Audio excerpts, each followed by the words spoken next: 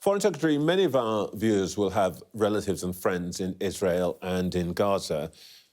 We know that there were British hostages being held by elements of Hamas. First of all, let's just start with where we are now. As far as you know, will the Rafah crossing out of Gaza into Egypt open any time today, any time next couple of days? Look, it's incredibly hard to say with any certainty. I've spoken on a number of occasions with my Egyptian counterpart. We stay in very close coordination with the United States of America, with other friends in the region, and of course with the Israeli government as well, trying to coordinate a time window when the Rafah crossing can be opened so that people can leave. That is proving incredibly difficult.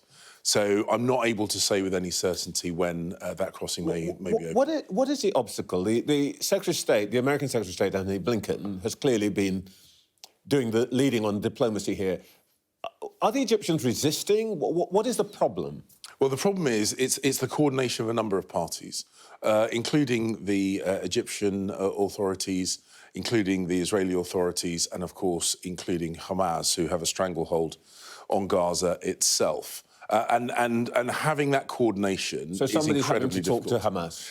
Yes, look, and this is, I'm sure you can understand, this is incredibly difficult, and we will keep working on it. This is very important for the British nationals in Gaza. We continue to support them. We continue to update them as much as we can through text messaging and whatever other means is available. So we will keep supporting the British nationals in Gaza, and we will keep working with the US, with the Israelis and others to try and bring this crossing into use.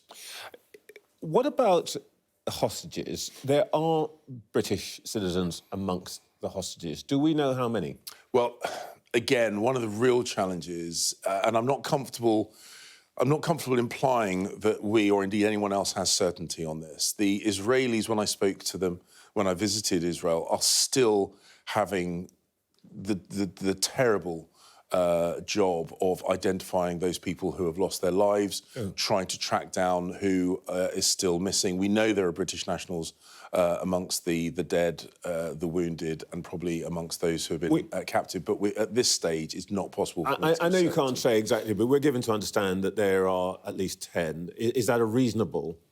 Well, look, again, I mean, that is not an unreasonable estimate of the kind of number of people that we're talking about. But again, I'm really, really uncomfortable implying that there is certainty where, frankly, there is none. Understood. And I know you don't want to get into a place where people might be endangered and so on. One other thing on the current situation for Brits. The government's already laid on, I think, 3 repatriation flights. How many more do we expect? Well, that will be, again, this is very, very dependent on circumstances. We're working closely, our transport department are working very, very closely with the Israeli air authorities about keeping airspace open. We are looking to maintain commercial flights and supplement those with charter flights organised by the British government. The exact nature is fluid, depending on the safety of the airspace over Israel. All right, let's talk about what the Israeli Prime Minister has called the war. What are your expectations about how soon an incursion might take place? Hours, days? Well, I'm speaking with my Israeli counterpart on pretty much a daily basis, so I haven't got specific details about the planned timings of future Israeli Defence Force operations. We know that they have been communicating with people in North Gaza through various forms of media, including leaflet drops saying they should vacate the area. That looks, of course, to be the prelude to some form of further military operation. But I don't have details as to exactly what that will be or exactly what the timing is. But imminent is a good word to use here. Well, I think so, because the actions that the IDF are taking with regard to encouraging civilians to leave the area indicate the kind of things that you would do prior to a further military action. Let's talk about the advice that you or counsel you may be offering to your Israeli counterpart, because in these situations, as steadfast as you might be in your friendship, one element of friendship is giving good advice. The Israelis say that they plan to eradicate or eliminate Hamas. Are you saying to your Israeli counterpart, this is a realistic objective? I mean, is that plausible? Well, the conversations that we have had, and this is very much the tone of the conversations that I had when I was in Israel recently, is there is a feeling that they have got to secure that southern part of Israel from terrorist attack. They have to protect themselves from terrorist attack. Hamas has been a roadblock to peace for decades. They refused to be part of the Oslo Agreement. They completely rejected two-state solution. They consistently call for the eradication of the state of Israel and the targeting of Jews around the world. And Israel clearly feels that they have got to permanently protect themselves against terrorist attack. I understand the reasoning. What I'm wondering is whether anybody seriously thinks that's actually a realistic war aim. And Trevor, you're right that friends speak honestly with friends, and we have a very, very good working relationship with the Israeli government. And whenever I have spoken to them, I've reinforced the UK's position about the preservation of life, the avoidance of civilian casualties. I know the Israelis completely understand that. President Herzog has said their operations will be in accordance with international law.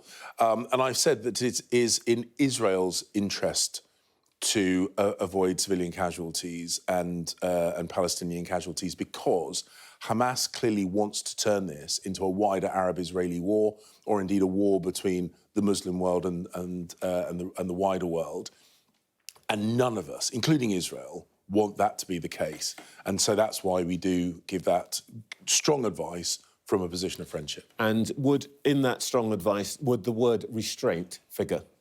Well, I've said that restraint, discipline, these are the hallmarks of the Israeli Defence Force that I want to see.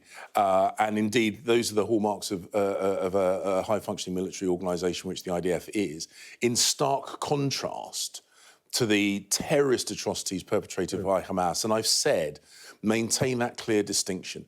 Israel seeks to avoid civilian casualties.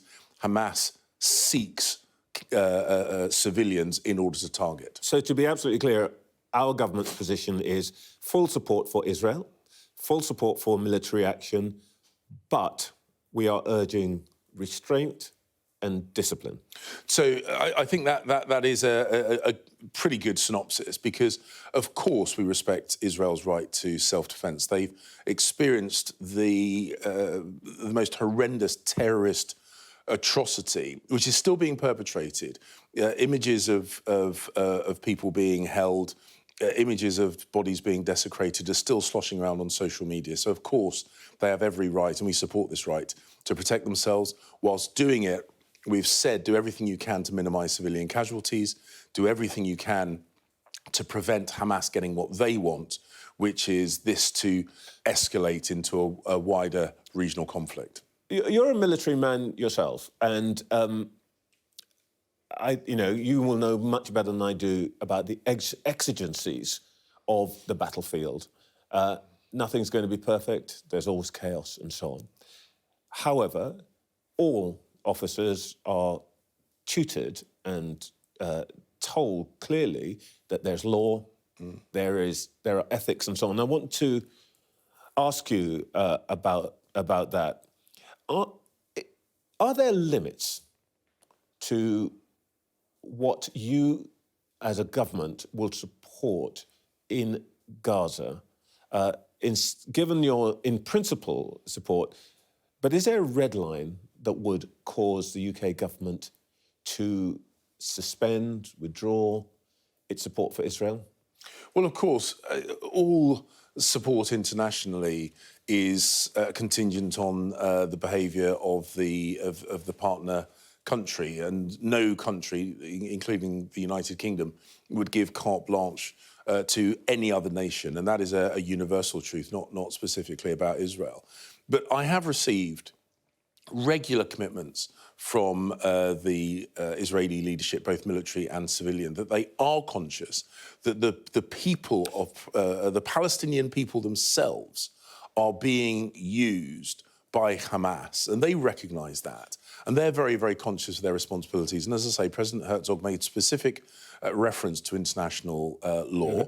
And of course, what we want to see is both Israelis and Palestinians safe and secure, not living under the yoke of terrorism, in peaceful proximity. The Israelis are being accused by some of war crimes, the use of white phosphorus shells, which are weapons declared illegal by the international community. They say, not them, nothing, that's not being used. Do you, from what you know, is that a credible denial? Well, what we have seen over and over again is accusations directed at Israel which have proven to be completely baseless. So any decisions that I make or the UK government makes will be based on accurate assessments rather than social media speculation. So, and I would counsel people who are seeing these reports is be thoughtful. There is a huge amount of disinformation floating around. It is better to pause and wait before making a judgment call on what may prove to be completely unfounded accusations. I want to come to discuss our situation in a moment. Sure. Just one other thing. There is a feeling, best expressed, I think, by President Zelensky himself, that this crisis will divert attention and support and, critically, material resources from Ukraine. What reassurance have you given Ukrainians that there will be no change in this country's support for them? Well, in our planning around our support for Ukraine, I instructed my officials to look at what would happen if, whether coincidental or opportunistically, other major events happened. So whilst we couldn't predict the detail of the situation, these terrorist attacks in Israel, so you've got a buffer. It is not a surprise that other major events happen whilst we support Ukraine. Our support for Ukraine is enduring. We have made a commitment. We stand by that commitment. And I've also instructed the officials in the Foreign Office to make sure that we remain particularly vigilant for other opportunistic malign actions that might take place around the world. All right. Over the last few days, we have seen reported a spike in anti-Semitic incidents here at home. How worried are you about community relations? And in particular, what can you say this morning to reassure British Jews that the government has their best interests at heart and that they will be protected? Well, I give that absolute commitment. On the first meeting, the first cross-Whitehall meeting that we had in Cobra, we discussed this very, very issue. The Home Secretary was absolutely clear that our duty to protect British citizens and people in the UK, irrespective of their religion or background, is completely unwavering. We recognise that the Jewish community in the UK, sadly, is often targeted because of events in the Middle East. And sadly, it appears that that is happening again. So we've given an extra £3 million to the Community Security Trust, which is the organisation specifically created to protect the Jewish community in the UK. The Home Secretary has written to police chiefs around the country demanding that they increase their vigilance and support for the Jewish community. And of course, whilst protest is part of a free society, one of the things I would say is there is a very clear difference between being supportive of the Palestinian people, which of course the UK is, and glorifying terrorism or supporting Hamas, which is a fundamentally different thing and completely inappropriate and indeed illegal. Well, that is exactly a point I wanted to put to you, because we have seen yesterday, in a perfectly peaceful major protest, people carrying banners in support of Hamas. We have seen people with pictures on their clothes with images of paragliders who descended into southern Israel and murdered more than 200 young people at a music festival. Why aren't those people in jail this morning? Well, the police will, of course, where they are able to and where it is responsible, take action where people are flouting the law with regard to sport mass. Press photographers could take photographs of these people. The police must also be able to see them. Well, why weren't they arrested? So again, the point is about whether arrests may happen at all or whether they happen at the event or after the event. So I'm not going to drift into operational policing. But the simple point is, I would remind people that being passionate about a better life for the Palestinian people is a passion that I share, and indeed shared by government. However, glorifying murder and terrorism is no benefit to the Palestinian people, just as Hamas are no friend of the Palestinian people. One last question, just for you. We saw images of you and your visit to Israel, essentially having to run for cover. What was going through your mind? What was in your heart at that moment?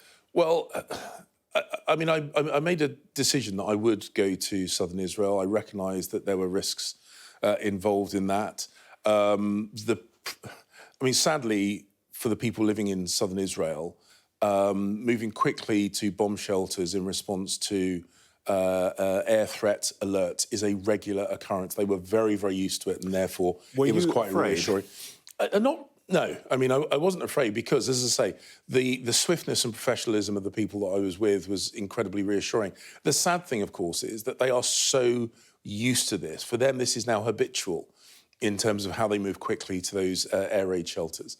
But it really, really struck me that this is a regular occurrence for the people in southern Israel and indeed across other parts of Israel. This is why I think it is so very, very important that we recognise that Hamas is stirring up tensions intentionally for their own political aims, and we should be very conscious of that. No friend of the Palestinian people, certainly no friends of Israelis, and that is why we feel very strongly that this issue has to be addressed. Foreign Secretary, thank you very much. Trevor,